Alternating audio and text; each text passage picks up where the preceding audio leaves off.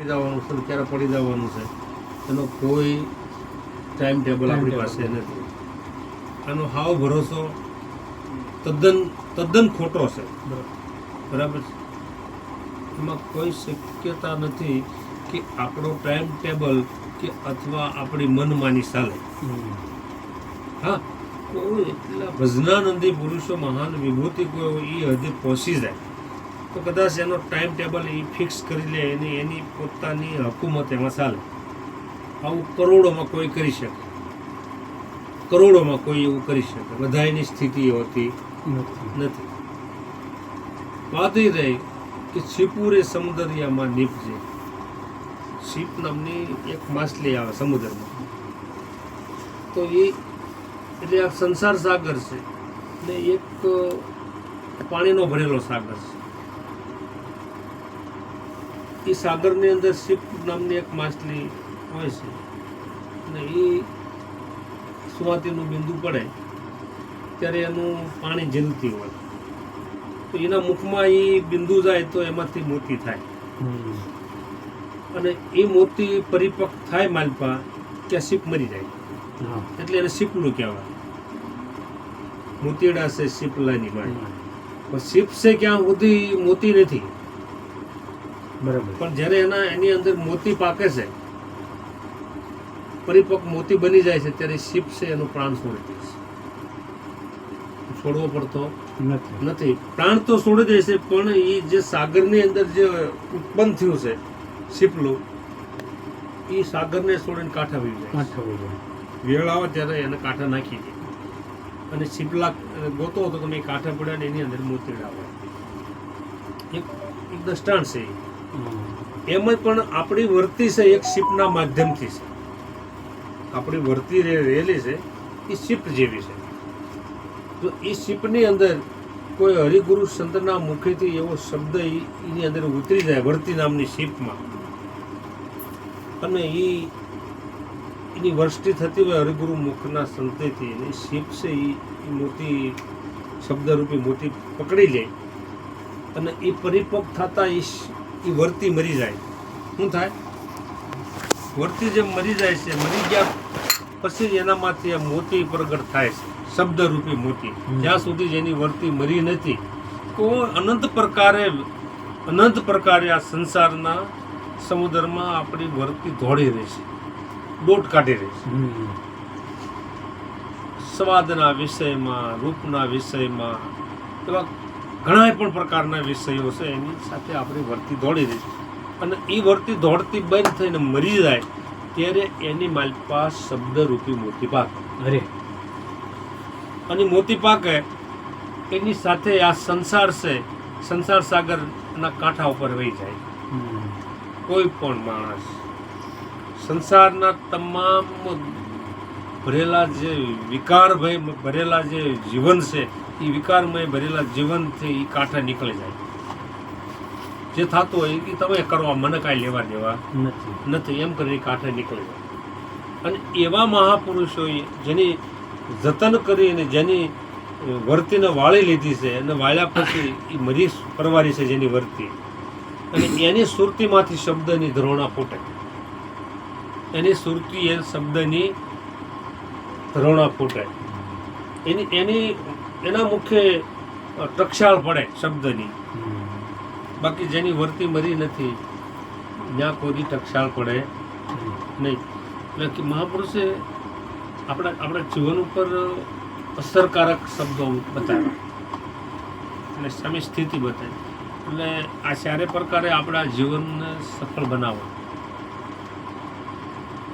આજે તમે જો પશુ છે પણ એ પણ એની વર્તીથી એ ચાલે છે. માનવ છે પણ એની પોતાની વર્તીથી હાલે છે. સ્ત્રી છે પણ એની પોતાની વર્તીથી હાલે છે. પુરુષ છે પણ એની પોતાની વર્તી. એ બધી પ્રકારે આ બધું પથરાયેલું છે.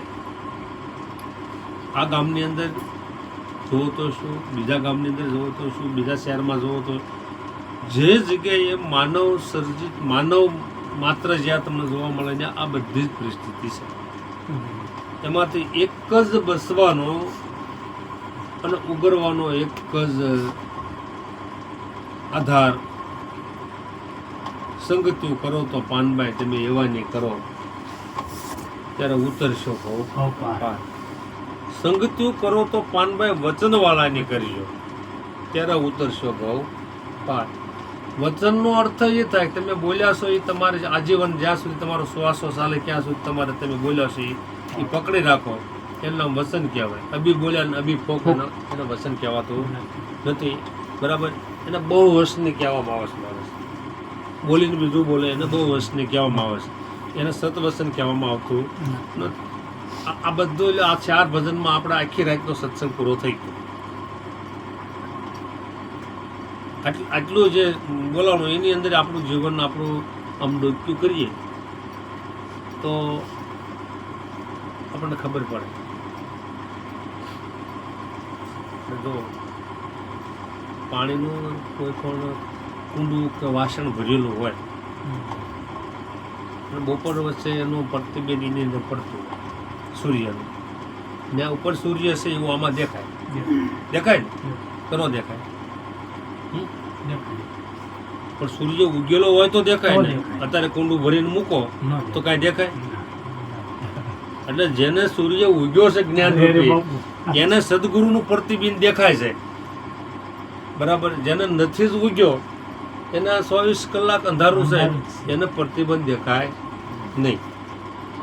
દેખ્યા વિના હું દેશ કી બાતા કહે સબ ધૂત, દેખત ફિરત સબ કપૂત. જેને જોયું નથી એના માટેની આ વાત. હવે આપણે કાંઈ નથી જોયું તો કાંઈ નહીં, પણ આપણે સદગુરુ શરણે જતા આપણને વિશ્વાસ તો મળ્યો છે ને. વિશ્વાસ તો મળ્યો છે ને કે આ જ માર્ગે અને આ જ વાતે હરેક મહાપુરુષો આમાં સિદ્ધ થયા. છુપાદે, માલદે, રાહુલ માલો, ચુમડીઓ, કોટવાલ, રાબીલ, કપિલ, મોહમ્મદ ગાર્ગી, હરિશ્ચંદ્ર, આ બધાનો ઇતિહાસ લઈ બધાના નામ લેતા ઓછા પડે એટલા નામ. તો આ બધા આવડી આ વાત જ આ મહાપુરુષો કર્યા છે અને આ વાતથી જ બધાનો જન્મ મરણનો ફેરો મટ્યો છે. એવો વિશ્વાસ તો આપણને ગુરુએ આપ્યો છે. હવે એ વિશ્વાસ જો કાયમ ટકી રહે એમ નામ તો સ્વાભાવિક તમારું જીવન બનાવવું પડે ને બનતું જાય. કોઈ પણ હોય જીવન બનતું જાય, બનાવવું પડતું નથી. વિશ્વાસની ભૂમિકા એ જીવન તમારું આપોઆપ બને છે. કારણ કે જે વિશ્વાસ છે એ તમને સદગુરુનો વિશ્વાસ છે. સદગુરુનો વિશ્વાસ જ જીવન આપણું બનતું જાય. અને જીવન બનાવવું હોય તો જ્ઞાની બનવું પડે. શું બનવું પડે? જ્ઞાની. હવે જ્ઞાની છે એમાં પણ લટકી પણ જવાય. જ્ઞાની બનવામાં લટકી પણ જવાય. કારણ કે જ્ઞાની બનવું હોય તો પરાધીનતા નથી, એમાં સ્વાધીનતા છે. વિશ્વાસ છે એમાં પરાધીનતા છે કે હું કાંઈ કરી મારો જે કાંઈ મારો સદગુરુ પરમાત્મા આ બ્રહ્માંડનું બનાવ્યું છે, વિશ્વ બનાવ્યું છે, તમને મને બધાએ જેને બનાવ્યા છે, કીડીને કણને હાથીને મણ, બરાબર છે, જેથી મોઢામાં દાંત નતા તો માના ઉરમાં દૂધ આપ્યું અને છતાં આપણને ભૂખ્યા નથી. આવી સ્થિતિ એટલે એ વિશ્વાસની ભૂમિકા. એને કાંઈક કરવું પડે નહીં. હવે જ્ઞાન છે એ ભાગ પાડે છે, વિશ્વાસ કોઈ ભાગ પાડતો નથી. વિશ્વાસ છે એ સલંગ છે, જ્ઞાન છે એમાં કટકો છે. જ્ઞાનની ભૂમિકાઓ નોખનોખી છે, વિશ્વાસની ભૂમિકા એક જ છે. અને એક વિશ્વાસની ભૂમિકા છે એ જ્યારે સિદ્ધ થાય એમાં જ્ઞાન ગોતવું પડે ને જ્ઞાન સમાય જાય. વિશ્વાસની અંદર જ્ઞાન સમાય જાય છે. એટલે કોઈ કીધું વિશ્વાસો નરને તમે કાં વડો હે માણા રાજ રે, આ નર રે નુગરાની હારે મેળલો ન કરીએ. હવે જ્ઞાનની ભૂમિકામાં એને નુગરો કહેવો પડ્યો, વિશ્વાસની ભૂમિકામાં નુગરો કહેવો પડતો નથી. તમે વિશ્વાસુ નરને તમે કાં વેડો, કારણ કે વિશ્વાસુ છે એને કોઈ શબ્દ લાગુ પડતો નથી. ગુરુ શરણે ગયો અને જે એને વિશ્વાસ બેહી ગયો એને બીજો શબ્દ લાગુ પડતો નથી. આને ઈશ્વર ન કહેવાય ને આના આત્મા ન કહેવાય ને આના ગુરુ ન કહેવાય. બરાબર, એ વિશ્વાસ એના ઠોકર છે. ગુરુ એ થોડો છે, એ જ્ઞાનનો મુદ્દો છે. જ્ઞાન છે એ કોઈ પણનો વિશ્વાસ તોડે છે. જ્ઞાન છે એ કોઈ પણનો વિશ્વાસ તોડે છે. પણ વિશ્વાસ છે ને એ કોઈ પણનો તૂટેલો વિશ્વાસ છે ને એને જોડે છે. જોડે છે. વિશ્વાસથી જ બંધાય છે અને જ્ઞાની જ્ઞાનથી જ તૂટે છે, એમનામ તૂટતો નથી. એમ વિશ્વાસની ભૂમિકા સરીબાઈ, પ્રણવ કુંભાર, પ્રહલાદ, ધ્રુવ આ બધાએ વિશ્વાસની ભૂમિકા એવી છે. અને એ થાંભલો ધગધગતો પ્રહલાદને પકડાવ્યો તો એને એમ કીધું મારો નાથ તો આમાંય છે. એ વિશ્વાસની ભૂમિકા છે. મીરાબાઈને ઝેર પાયું એ પણ એની વિશ્વાસની ભૂમિકા છે.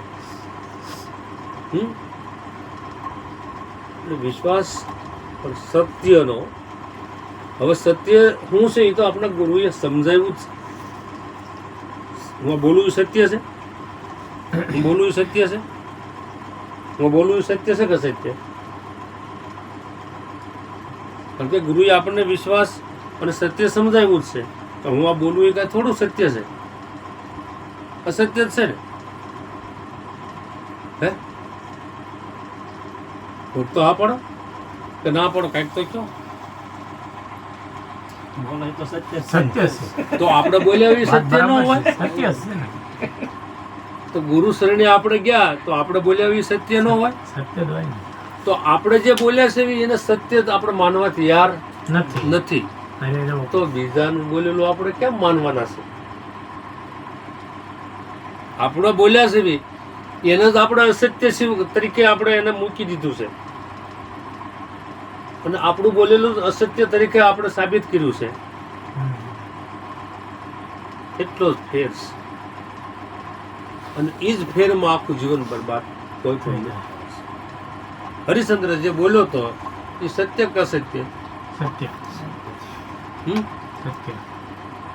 વિશ્વામિત્રએ કીધું કે ભાઈ હજી હરિશ્ચંદ્ર તું પાછો હોય એમ કહી દે હું નથી બોલ્યો. નથી બોલ્યો.